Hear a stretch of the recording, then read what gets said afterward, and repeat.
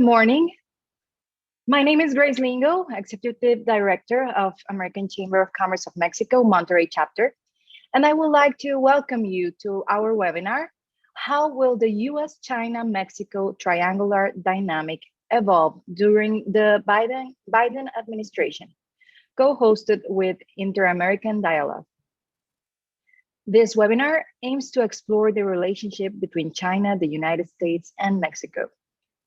Some of the questions we are seeking to answer today are, what are the prospects for sustained growth in Chinese engagement with Mexico? In what areas are Chinese investors likely to focus post-pandemic? What factors will shape the US-Mexico dynamic in the coming months? And what effect, if any, will Biden's approach have on Chinese prospects, among others? If you have any questions during the session, please feel free to send them through the chat or the Q&A button on the bottom of your screen here in the Zoom. To start the webinar, I would like to introduce our guest speakers. Luis Rubio, Chairman of Mexico Evalúa, William Zarrett, Senior Counselor of the Cohen Group and Chairman of the American Chamber of Commerce in China, and Margaret Myers, Director of the Asia and Latin America Program for the Inter-American Dialogue, who will also be our moderator. Welcome, everyone, and welcome, Margaret. Thank you so much, Grace, for the kind introduction. It's a great pleasure to be partnering with the American Chamber of Commerce in Mexico on this event, and we'll certainly look forward to future collaboration. As some in our audience may have already noted, Alejandra Cuellar, one of our original speakers, is not able to join us today. She had a last-minute family emergency, so we wish her well and wish the best for her family. But we are extremely fortunate, as Grace mentioned, to be joined by two exceedingly well-known experts who will help us to understand the evolution of the China-Mexico-US triangular dynamic from really quite different perspectives. Both have very impressive and extensive bios beyond even what Grace mentioned, and you can access those on the Dialogue website or of course on their respective websites.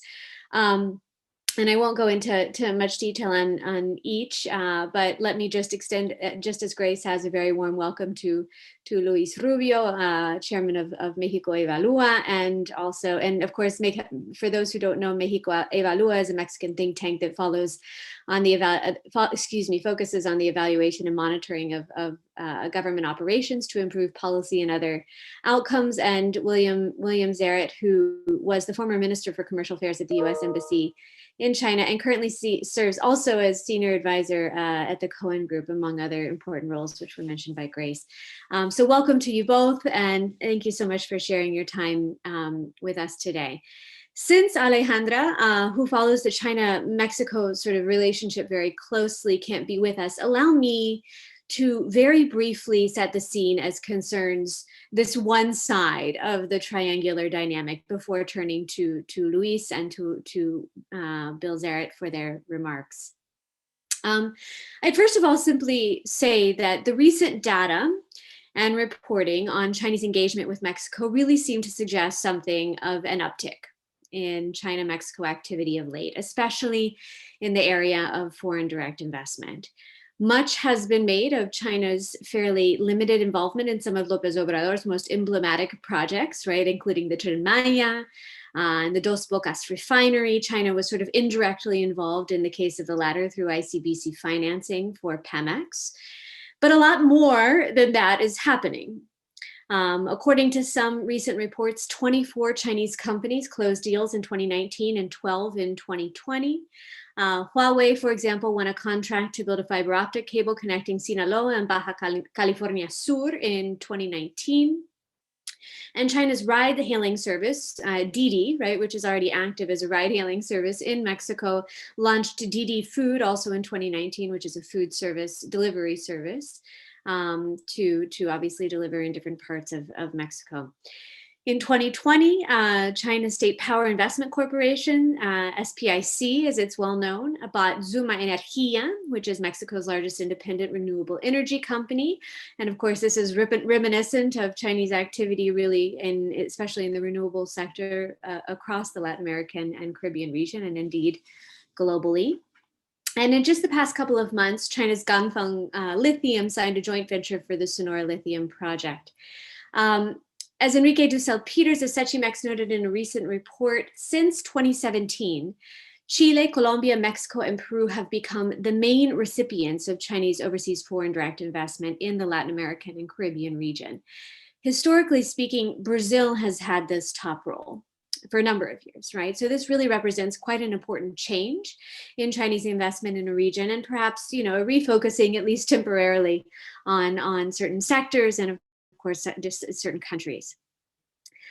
And then on top of all of this, Mexico's foreign secretary noted in January that Mexico and China will possibly strengthen their strategic partnership in 2021. This could mean a number of things, including bilateral cooperation on vaccine provision, infrastructure development, or in any number of other areas. It may also suggest, and I hate to overuse this particular term, that China sees a sort of a period of strategic opportunity at present, though, not without some likely challenges as the policy landscape in Mexico continues to evolve. It's important to, of course, put all of this activity into context, right? China's investment in Mexico has increased over the past 2 decades, certainly, but China is still not a main foreign investor in the country. As of 2020, China's FDI stock in Mexico accounted for just 0.23% of Mexico's total that year. And over the past 20 years, Chinese FDI flows to Mexico averaged about 66 million. That, of course, includes the period when China was not particularly active at all in terms of investment in the region, but nevertheless. US flows over the same period averaged about 13 billion each year. So there's really quite a discrepancy in that particular respect. The China-Mexico trade dynamic, right, is one that's typically painted in the literature as a historically contentious one. But I'd say that trade is also an increasingly important component of this relationship, and one in which we have seen some growth, right, both in absolute and also relative terms. In 2019, China actually overtook the US as the main exporter by value of machinery and electrical equipment and parts, much of that related to the automotive industry. All of these developments are, of course, taking place within the context of a rapidly evolving international environment, and for much of the more recent activity in the midst of the COVID-19 crisis. I think it's probably safe to say that China-Mexico relations will continue to grow in important ways, but the nature of that growth will depend on wide-ranging factors, including developments in the US-China relationship and the US-Mexico relationship, or the other two sides of this so-called triangular dynamic, and then also on domestic considerations in all three of these countries, as well as, considerations domestic and international in among a wide range of other actors. So with that said, let me go ahead and turn the floor to our esteemed panelists for some initial thoughts on how things might play out in the coming months and years, and on the numerous factors that may very well shape outcomes. And I'd like to turn first to Luis Rubio. The floor is yours. Thank you so much. Thanks, Margaret. Thanks to the dialogue and to the American Chamber of Commerce. It's a pleasure to be here today. I'd like to start by stating that what has changed in the Mexico-China relationship is not China, but Mexico. More important, there has been a significant change on the US side that has made this change possible. There are, in my view, two elements to this change, even if so far fairly small. One is Trump, the other is López Obrador. The question about the Mexico-China relationship in economic terms is not a new one. Many in Mexico and abroad have posed it quite often, sometimes thinking little about the implications. I'd like to address three main issues to place the question in context. First, the issue that this question is not new, but now it has strong political backing and everything to do with the US. Second, a key issue is what was Mexico's rationale in joining the world, as it were, 4 decades ago, and what has changed since. And third, the real issues involved in this relationship cannot be seen as bilateral, as Margaret just mentioned, because they fall into this peculiar China, US, Mexico triangle. The point of departure is both clear and illuminating. Beyond people who hate the neighborhood Mexico is in, a very small cadre of very ideologically driven, mostly intellectuals and academics, the issue for Mexico in the last 5 years has been how to replace the political function, let me repeat that, the political function that NAFTA was meant to provide. In the absence of the US as a credible factor of certainty that NAFTA provided, how can Mexico find its bearings and return to an even keel? The issue has to do with both the important function that NAFTA performed in Mexico's politics and economy, but also with the consequences of Trump's policies. So, in sum, I do not foresee Mexico and China getting into a much deeper relationship beyond trade and relatively minor investments. But there is a very clear change in thrust in the bilateral relationship, which some previous Mexican administrations explored but never succeeded in advancing, as it is the case today. So first, the direction that China has been adopting goes hand in hand with the retraction of the US in the international arena, which has altered the cozy environment Mexico had enjoyed thanks to NAFTA for a couple of decades. China, with a keen eye on geopolitical realities, has largely avoided Mexico. Its investments in the country had been minor when compared with the rest of Latin America. The few attempts in the recent past to participate in infrastructure projects had failed. Actually, most of them were thwarted by the US. Its only politically visible endeavors today are those like the one in the one segment of the Maya train and a small part of the new refinery. So there's no question that China has always recognized the geographic and geopolitical location and reality of Mexico. Yet, a few new recent moves by Chinese companies, as Margaret described, should suggest a new environment.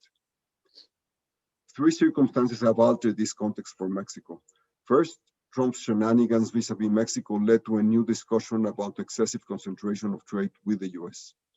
Second, the risk of losing the centerpiece of Mexico's economic stability, NAFTA.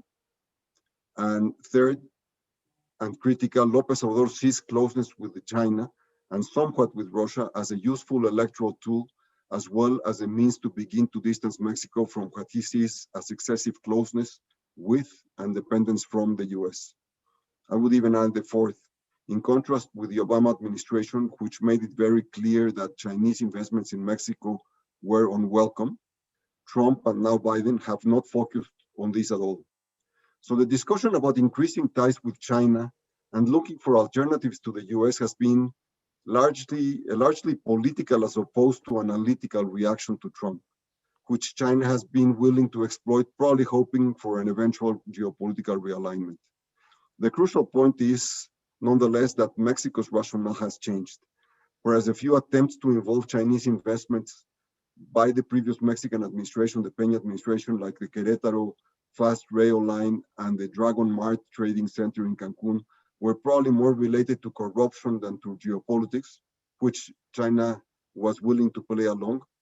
The current thrust is conscious and US related. Certainly, Mexico imports merchandise in the dozens of billions of dollars from China, but its exports to China are minuscule. Yet investments in either direction remains fairly modest.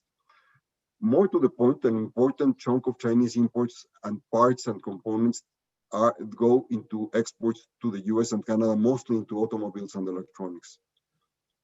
But the key is that regardless of what López Obrador or China might want, Mexico's welfare is completely tied to the American economy. In fact, from the early 1990s till the Trump era, Mexico's GDP and the index of US industrial production were a virtual mirror image. That has begun to change both due to Trump and lately due to the protectionist measures López Obrador has been enacting under the guise of self-sufficiency. So Mexico faces a significant conundrum looking forward. As I mentioned before, NAFTA was meant to be a source of certainty to investors. As such, it played its role perfectly, but it nonetheless produced some unintended consequences. First, it made it possible for Mexican politicians not to address the nation's ills, starting with the obvious issue of regional disparities that López Obrador exploited remorselessly and successfully in 2018. Second, it accentuated those disparities. And third, it produced rotten incentives, especially in that unchecked migration to the US eliminated the pressure to address structural problems, while the political and legal certainty that NAFTA embodied kept the economy going. So in this context, why change anything? It was Trump who changed the rules, thus bringing the China question to the fore. It was also the relative weakness of USMCA vis-a-vis NAFTA that has led to the collapse of private investment of both domestic and foreign. And then, of course, came López Obrador. López Obrador wants to recreate the 1970s. One of his components was a distant, often conflict-ridden relationship with the US.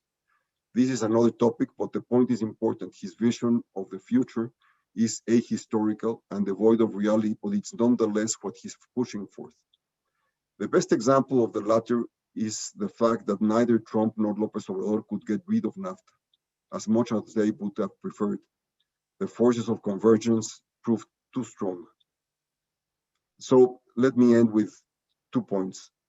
What are the issues involved in the China question looking forward? Factually, Mexico is firmly anchored in the North American region, especially through the industrial supply chains. So beyond existing trends and given the limited goals of the Mexican government, I do not foresee concerted strategy to truly change existing patterns in the near future. Most important, in contrast with China's keen geopolitical eye on every action it takes, López Obrador has a much more limited aim, and that has to do with being left alone by the Americans, not leading an earth-shattering break like Cuba or Venezuela.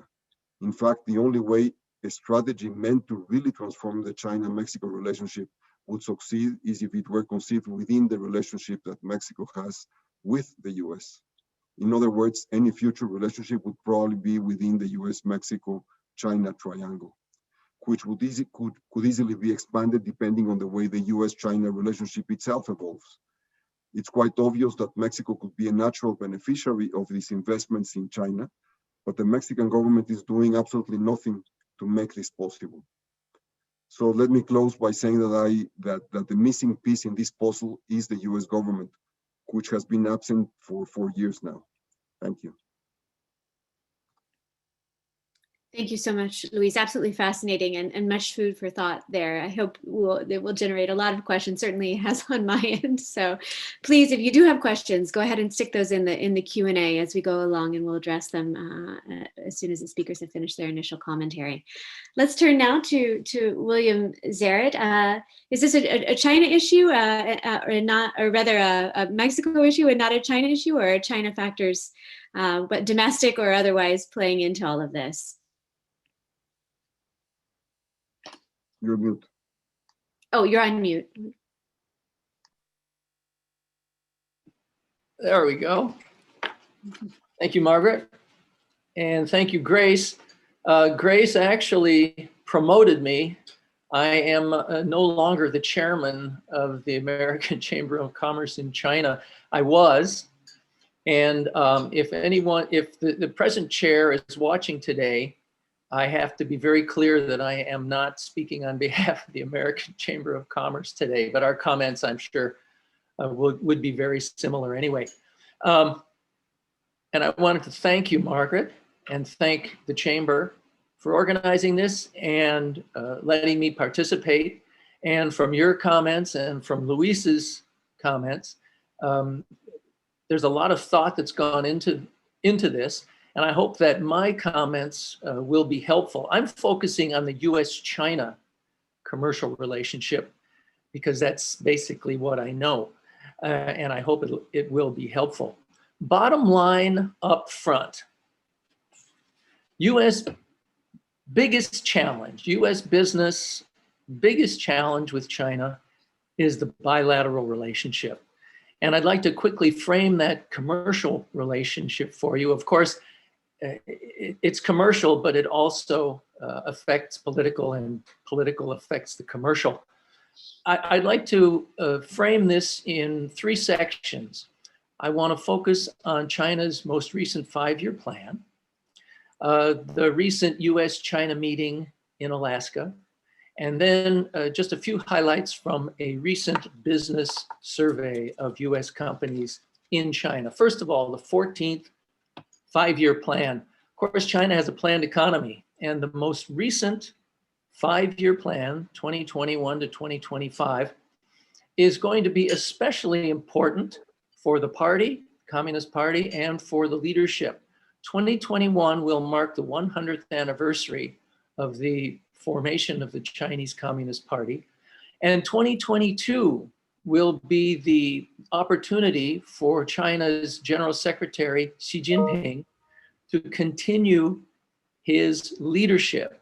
And this would be unprecedented since the days of Mao Zedong, that the premier leader would be in office more than 2 terms. So this is very, very important 5-year plan.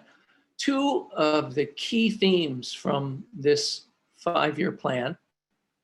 One is technological self-reliance. And we've heard from China for many years about indigenous innovation. This is indigenous innovation on steroids and with a focus on technology. So this is just a continuation of a policy that we've seen for the last 10, 15 years. The other key theme is dual circulation.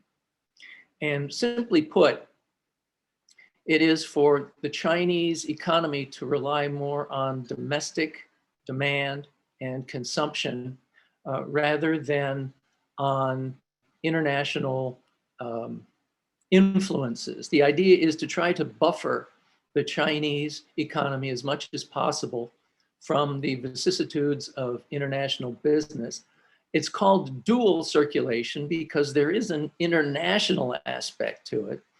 And that is, the Chinese want to continue to have high value exports to earn money, but also to continue to bring in foreign investment and foreign technology. You may have heard of Made in China 2025. This has been going on for the last 5, 6 years. Basically, it's a strategy to have China build champions in 10 industry sectors, which we see are present and future industry sectors, very important in world economy. And briefly, these sectors, and for those of you who are in these sectors, I'd like to highlight it for you. It's in information technology / semiconductors, robotics, new materials, new energy vehicles, and technologies related to rail, aviation, bio, agriculture, maritime. I don't think that's 10, but it pretty much covers the topics. Now, this Made in China 2025 piqued the interest of the West, and especially the US, so much because China is building these champions with the use of protectionism domestically, protecting these industries in China, and providing subsidies, preferential loans, building up these companies, and then taking these companies into the international marketplace. So it's really tantamount to having a company that is based on competition and market forces, a company competing against a country. So you won't hear China talking about Made in China 2025 so much anymore, but as the 5-year plan did show us, it's still alive and well. There's an annual work report which coincided with this 5-year plan, and the highlights, nothing surprising, 6% GDP growth. The Chinese need to create 11 million new jobs, according to this plan. And there's a focus on global warming. As you know, China is predicting that they will have carbon peaking in 2030 and carbon neutrality in 2060. Also a focus on healthcare, focus on poverty alleviation, actually a focus on things that governments should be focusing on for their people. At the same time as the 5-year plan was announced and the annual national work report is the annual 2 meetings of the major legislative and advisory bodies of China. And of course, this is also a lengthy list of things, but one that I want to point out is that one result is the overhaul of the Hong Kong electoral system, which basically takes away representative government from Hong Kong in abrogation of the agreement that China signed in 1997 to last for 50 years of the one country, 2 systems, which would give Hong Kong self-rule and gave it self-rule up until very recently. So that's coverage of the 5-year plan. A few words on the Alaska meeting between China and the US. The US prepared for this meeting, you will notice, by sending signals. One, we are working more with our allies. Luis pointed out very astutely that during the previous administration, we were America first, go it alone, etc. The Biden administration has a multilateral approach. And we showed that as Biden participated in the very first meeting of the leaders of the Quad. The Quad is the US, India, Japan, and Australia. Now the discussions were not focused on China. Actually, they talked about vaccinations for Asia, but the symbolism was not lost on China, for sure. Also, just prior to the Alaska meeting, Secretary of State Blinken, Secretary of Defense Austin met with their counterparts in Korea and Japan. And the topics, China, North Korea, and other issues, working together with allies.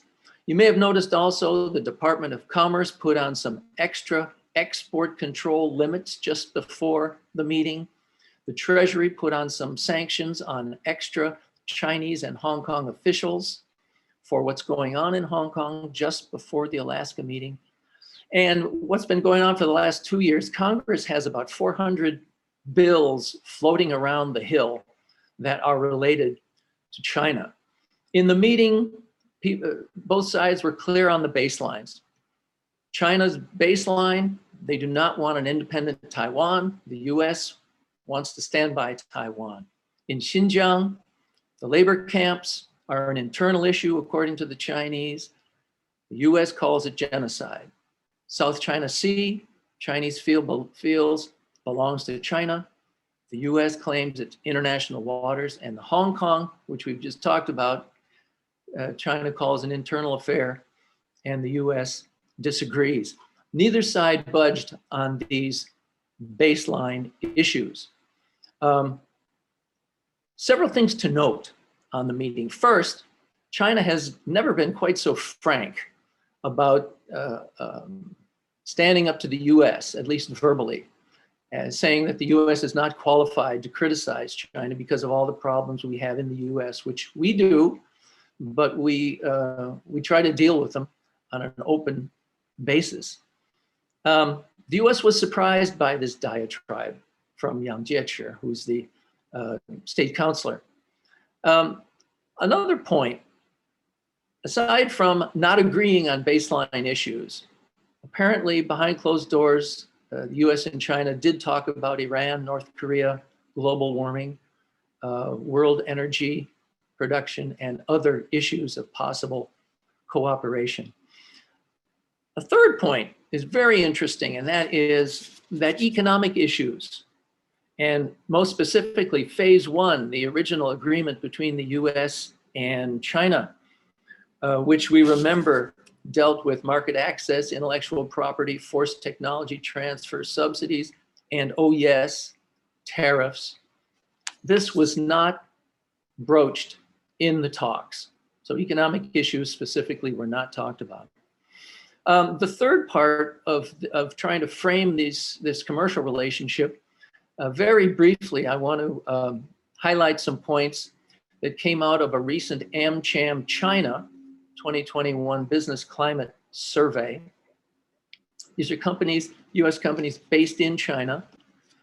But I think it's quite telling that for these companies, China remains one of the top 3 global investment destinations for 2/3 of these companies. And the smallest number of respondents said that China's investment environment is deteriorating, turn around the other way. Since 2015, the environment seems to be improving for American investors. Having said that, about 1/3 of the companies will not expand investment in 2021. And 2 of the main reasons for that are market access barriers and uncertain Chinese policy environment. Not quite 20% of the companies are looking to either pick up stakes or more from China, or more likely to diversify their supply chains. So that is a big difference over the last 3-4 years. 2/3 of the companies are optimistic that China will further open its investment market in the next 3 years. And let me end where I started, with business challenges. Of the top 5 business challenges these companies face, rising tensions in US-China relations is the top one, and I will stop there. And I look forward to any questions that I may be able to address. Thank you so much, Bill. So much to unpack there as well. Let me ask just really quickly a follow-up question for you, and then we'll ask a few more questions, including a great one that's in the Q&A right now. You talked about, China's own investment environment and concerns about, uncertainties, potentially policy-related changes, and just, existing and ongoing concerns about the challenges associated with investing in China in specific sectors. But what about the reverse? Where is China headed? Where is the Belt and Road headed? Do we see some concerns among Chinese companies, not just foreign companies, about the global investment environment looking ahead? Certainly the Latin American and Caribbean region, along with other regions, are going to be in a very difficult period coming out of COVID-19, both economically and potentially socially.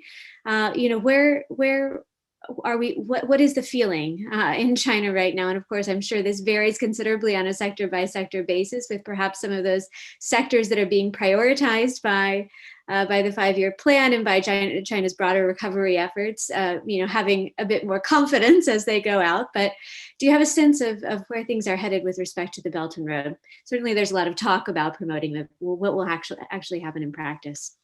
Sure.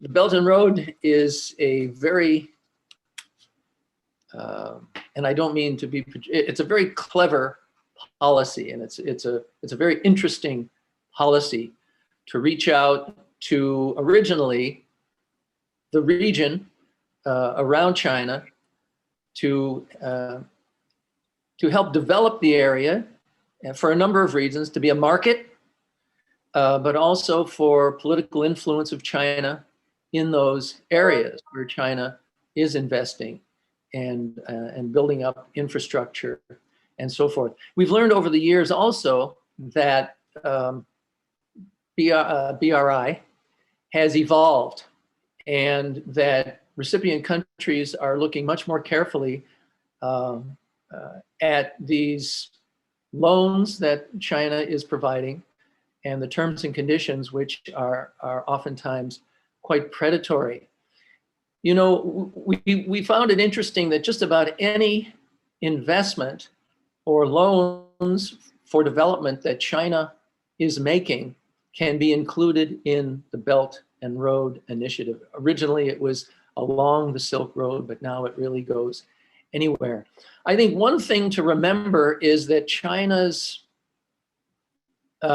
pocketbook is not infinite. And China's economy is facing some very, very big challenges. For instance, debt, 300% debt, 300% of GDP. China is now facing a 300% debt. So I think that generosity in investment is diminishing with time for China. And we'll see more and more. Originally, BRI was helping to have Chinese companies go international, whether they're construction, whether they're telecommunication, other services, other technologies, to become world leaders in those industry sectors. And we talked about Made in China 2025. I think now such help will be more strategic for China's political ends. And I hope that I'm wrong, but as I see China wanting to gain influence in the region and in the Asia region, but also in other parts of the world, that such loans and funding will be more politically based, and in the interests of China's expanding power. So I think in terms of industry sectors, we can continue to look at Made in 2025, and reasons for these loans and funding will be more politically based. Thank you. Yeah, I mean, it's a really interesting question. I think it'll be quite an interesting balancing act, right, for China. On the one hand, we see a really pretty rapid decline in Chinese finance to the region from the policy banks, but also an increase from commercial banks and targeted towards some of these very specific sectors that you mentioned in your presentation. So, we may see some interesting focus, right? More of a focus in terms of investment as China grapples with some of these, supply side factors at home. And let me again encourage the audience. We have a great audience here still, so please do submit any questions through the Q&A. But before we turn to those, let me ask a question of Luis Rubio. Luis, you heard some of the sectors that China has prioritized as part of its sort of new infrastructure push, so-called new infrastructure push. Many of them innovation related, but traversing a number of different industries. You mentioned that, of course, much of the interest in engaging more extensively in this bilateral relationship is coming from the Mexico side, often for political reasons. And yet we see a lot of policy developments, especially in relation to some of the sectors that China's been prioritizing, that could cause problems for China, right? Or prevent more in the way of engagement.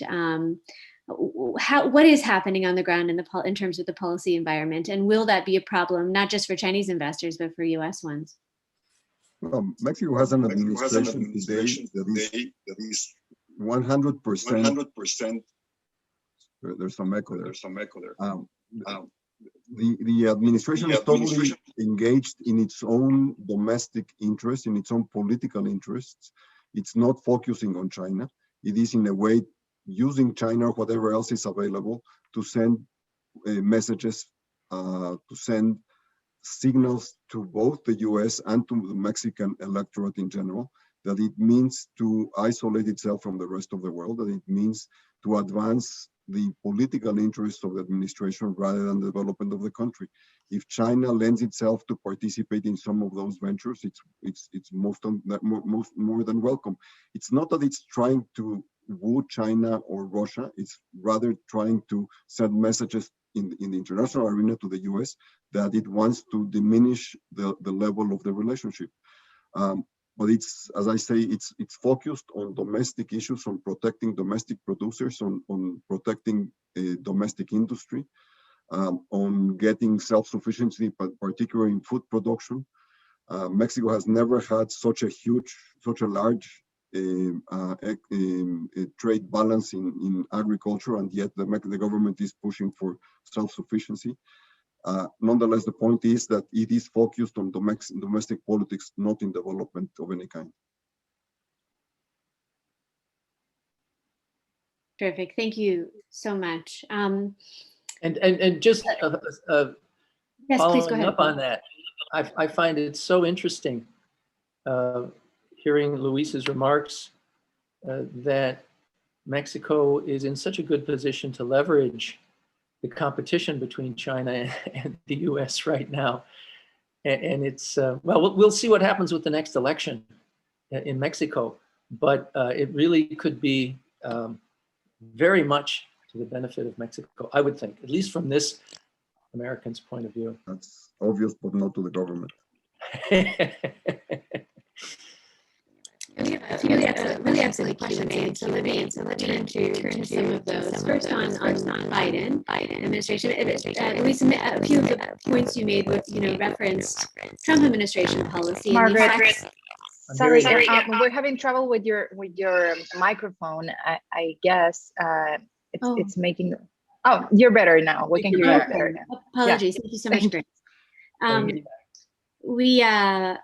There are a couple of excellent questions in the Q&A, and so I want to address some of those. But Luis, you had referenced in your comments, Trump administration policy and the effects of that and the response to that on the part of the Mexican government, and that much of this is perhaps driven from a political perspective. Much of this more recent engagement with China has been motivated by or in reaction to some of those policies. But now, of course, there's a new president in the U.S. and an interest, at least, in engaging more extensively. There are nevertheless a lot of predictions that the U.S.-Mexico relationship could be could face even more tension, and especially as concerns specific policy areas.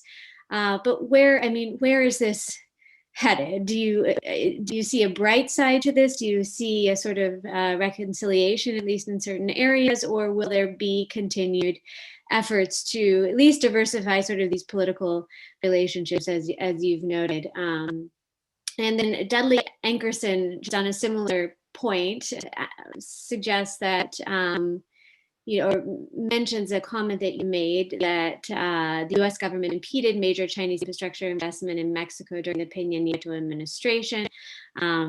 If you have examples of that, that would be helpful to know, I think, for the audience. I know of a lot of corruption-related challenges, with specific projects, as you mentioned, the Querétaro train project and a couple of others. But if there are examples of U.S. impeding projects, that would be helpful for us all to understand.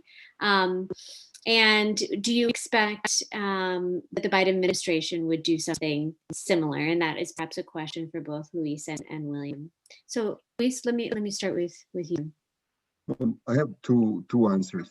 It's sort of the same question. The big issue that Mexico's focusing, that the government is focusing on today, is trying to diminish the level of, or the closeness with, the US economy and the US administration.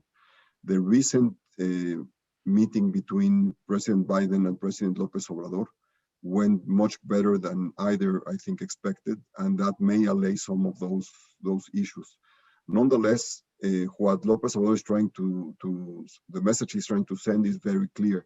He wants to draw a line in the river along the border and telling the Americans not to intervene. In that sense, the relationship between Trump and López Obrador was perfect, because the last thing Trump wanted was to intervene in Mexico. He wanted something from Mexico and he got them, and that was the end of it. No more than that. The broader answer, I think, is much more complex for the Mexican government to grapple with. And let me use a metaphor. Mexico is, in a way, sort of very similar to Australia in opposite directions. Australia is a solid member of the West. It's a member of the Five Eyes group. It's an Anglo country in every regard. And yet its balance sheet, its economy is totally linked to China. Mexico is not an Anglo country, it's not a Western country, but its economy is totally linked with the US. So the question is, when push comes to shove, what will happen? Australia is demonstrating today that it's willing or trying to stave off pressures from China, and is paying harshly for that. Time will tell whether it can sustain that pressure. Mexico does not have the ambitions of China. Mexico has a very inward-looking administration, trying to keep the Americans out of the door, mostly in political areas where it doesn't want the Americans to intervene. My sense, and I'll defer to Bill, my sense is that President Biden eventually will start sending messages that is unacceptable. But there are some fundamental problems that the American administration is dealing with at this point that probably limit its interest or capacity to deal with Mexico. Eventually, I'm sure it will. Thank you, Luis. William? Yeah, in terms of the Biden administration, am I echoing too? No, okay. In terms of the Biden administration, looking at China, and this will also affect Mexico, the Biden administration is so focused now on the domestic economy and the pandemic, and Luis intimated that the administration is busy with other things right now, and even China has taken a back seat. But what we're hearing from the president and from his cabinet people is that the US is going to have, as I mentioned, a multilateral approach. And we've seen a number of examples of that, as Luis mentioned with the Five Eyes, but also the Quad. And now, unfortunately, with the issues in Xinjiang, it's a terrible issue, but we've seen coalescing of the EU, the UK, the US, and Canada around making official statements that are protesting what is going on in Xinjiang. So I think the US will be focusing on its allies. And rather than confrontative, which actually the Trump administration had quite a confrontative policy with China, I think what the Biden administration is going to do is have extreme competition with China. And that really is different. Areas where we can work together, global warming, for instance, we will try to do that.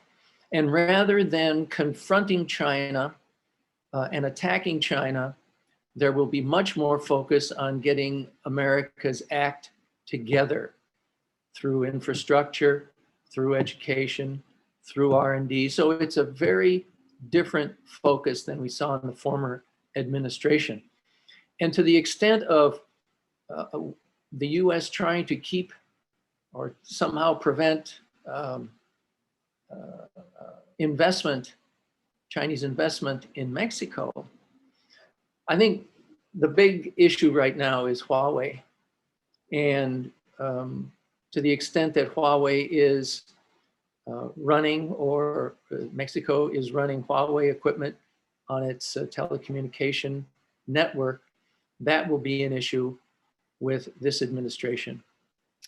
Thank you, William. That's very interesting. I think we're all wondering how much pressure Biden administration will put on countries with respect to 5G, whether it'll be similar to the sort of approach that Trump took in Brazil and indeed in Ecuador, right? Or if we'll see something a little different or different approach. It seems to me, Margaret, like we have to have a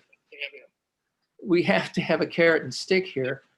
Rather, I think just a carrot, because yes, we don't want you to be using that equipment, but what is the US going to do for us if we don't use that equipment? And I think that has, at least publicly, that's been missing from the discussion. It's a tough sell from a messaging perspective, certainly on the US side. But let me there's a question from Dulce Pereira in the Q&A for Luis. And Luis, you had mentioned on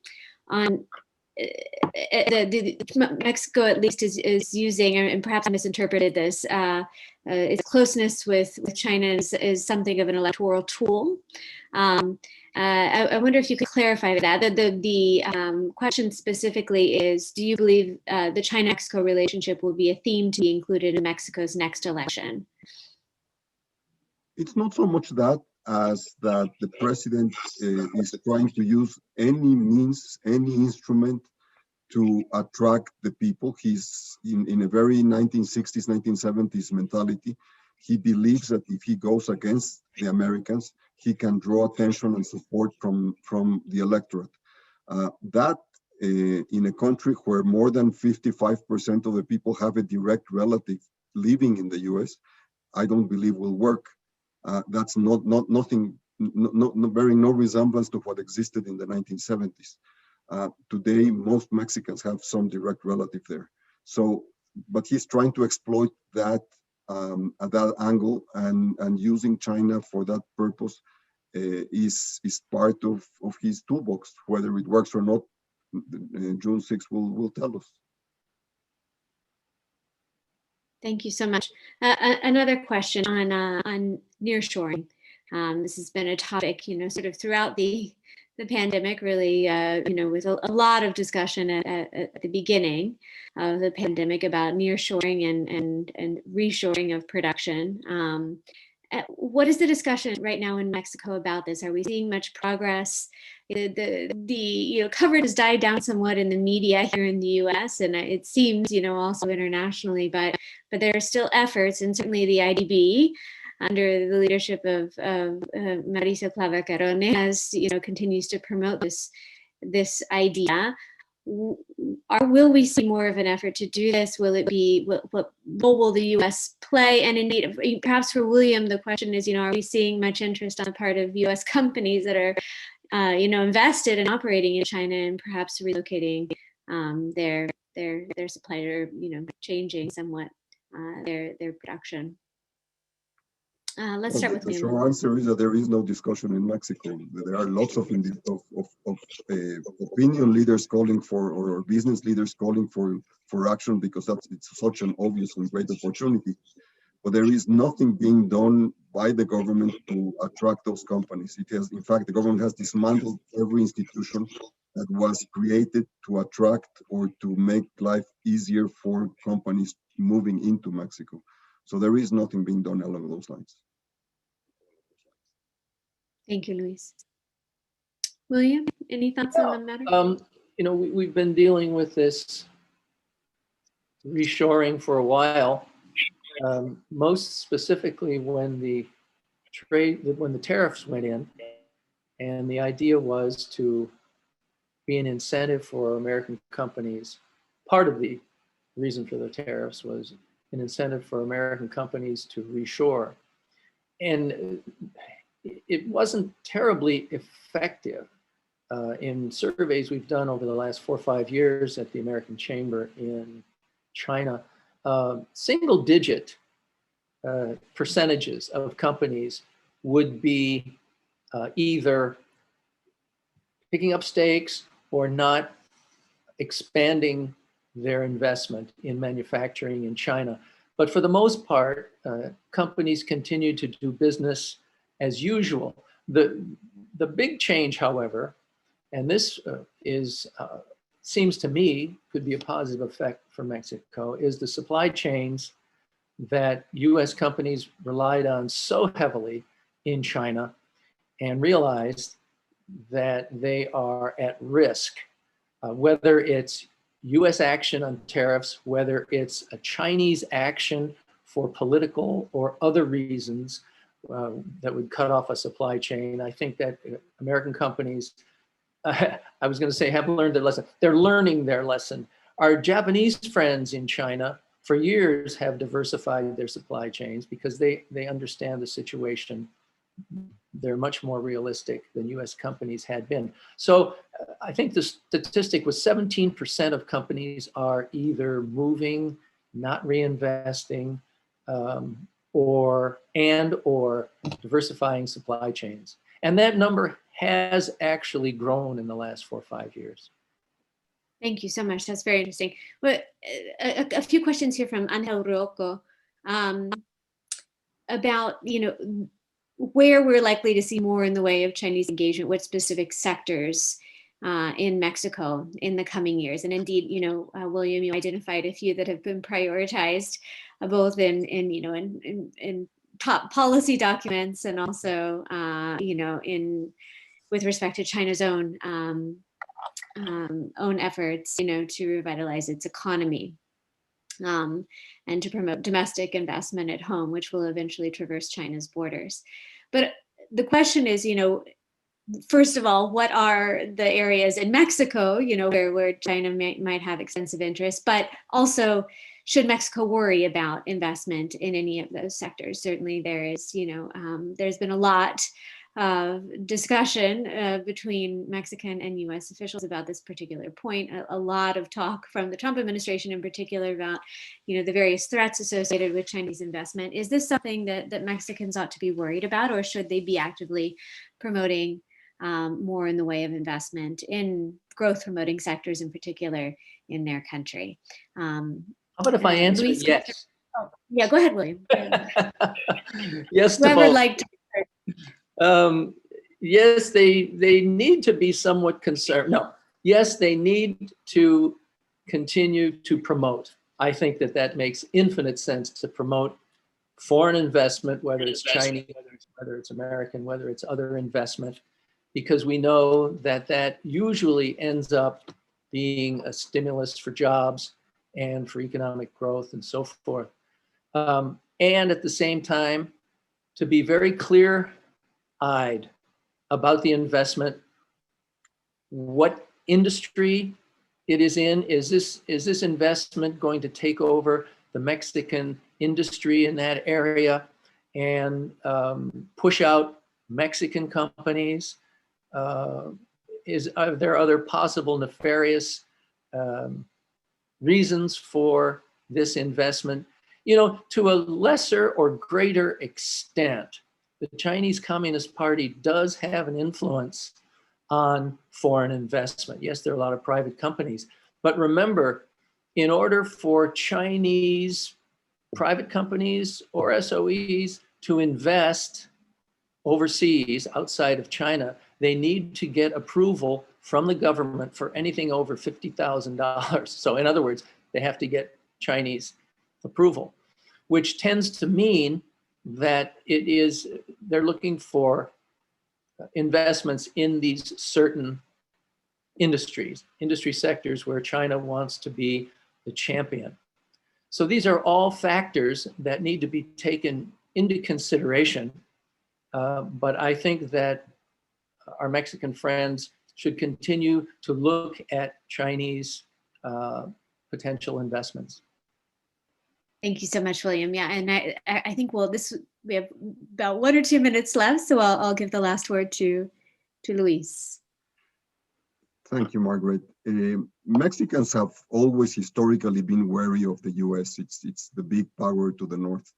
But since NAFTA, most Mexicans came to realize that and to see the US as part of the solution, not as part of the problem. In fact, implicitly Mexicans, or de facto Mexicans, began to see the geopolitical reality where Mexico is located. It's not explicit, but all politicians now realize that Americans have a stake and have an interest in Mexico's success and accept that. The exception is López Obrador, not because he's incapable of seeing that, but because he lives in a different world. He lives in the 1960s and 1970s. So the real question is what happens when the American administration begins to exert pressure on Mexico on Chinese or other matters. How will the president react then? And that's I think, the important question. My guess is that he'll cave in, just like he caved in to Trump in the past few years, but he's not going to go the easy way. He's going to make a lot of noise along those lines. The problem is that he doesn't understand the rationale for investors in the 21st century, that they have options and that they will take options. If Mexico is not willing to accept them, then they will go somewhere else. And that is something that the current Mexican government simply does not fathom. Thank you so much. Well, On that note, thank you both so much for your time and your extremely illuminating remarks. I think I have even more questions now than when I started, just simply because this is such an expansive topic with so many angles to cover. I hope that we'll have a chance to engage in a discussion of this sort again. And thank you to our terrific audience for the really excellent questions. Thank you. We're very grateful for your participation in this discussion. Grace, can I? Yes. Thank you, Margaret, Luis, William. And William, thank you for clarifying my imposition in your introduction. Thank you for the promotion. You're very welcome. Thank you to the three of you. And on behalf of the AmCham Mexico Monterrey chapter and the Inter-American Dialogue, we thank you for joining us today. Please receive these virtual recognitions in gratitude for your participation this morning. And thank you to all the attendees for joining us this morning.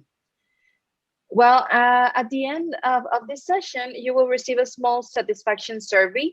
We ask you to support by filling it out so that we can learn from your experience at this event. And the QR on your screen can also take you to the survey.